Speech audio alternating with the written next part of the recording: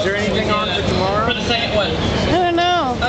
So I drove down 14 hours in a van yesterday, and in that van were a student anti-war activist, an industrial policy scholar, a prison industry expert, a feminist international studies person who works with refugees, an urban planner, a social media specialist digging through contracting and labor law, and an urban Cincinnati community organizer. We're from 4 different states and 3 different countries. And the reason all of this stuff matters is because one of the opportunities that ALEC affords us is to get together and show folks what a movement looks like that is a broad-based coalition of folks who want to see a fundamentally different direction for legislation in this country.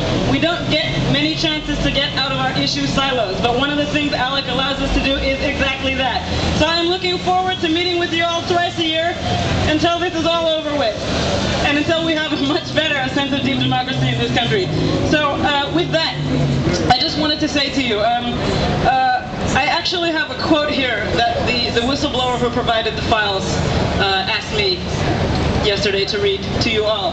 And the important thing about this is that this is not a hateful message, it is not a violent message, and it is not an anti-message. This is about getting out in front of things, and it's about what we want to see. They say this: people have asked me why I released these documents for public access. How could I not? I love my country. If release of this data energizes people to take action, then my efforts have served the public interest well. Democracy is not a spectator sport. Yeah. So with that, I would like to pass on the mic to the next speaker, who is... If we could invite Tiger Hammond, president of the...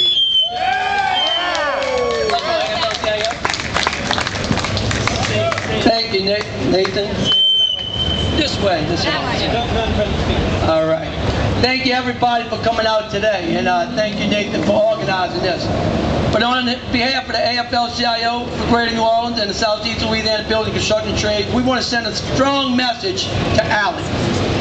ALEC's been around here for 38 years, giving all his anti-union, anti-legislative, no working family legislative issues are on their side. They're against all family values. They're against old people. They're against young people. They're against everybody.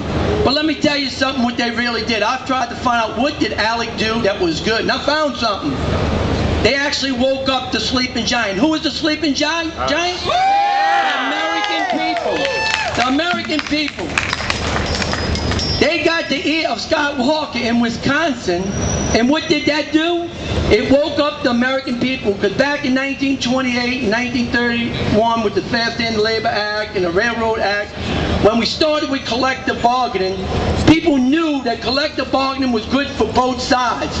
But as the right to work laws came in and the unions started to diminish and people got away from that agenda, guess what? People started losing interest in what was really a good-natured fact of collective bargaining. Guess what they did? They woke up the sleeping giant to find out that 73% of this country is in favor of collective bargaining. They were for the school teachers. They were for the firefighters. They were for the building construction tradesmen.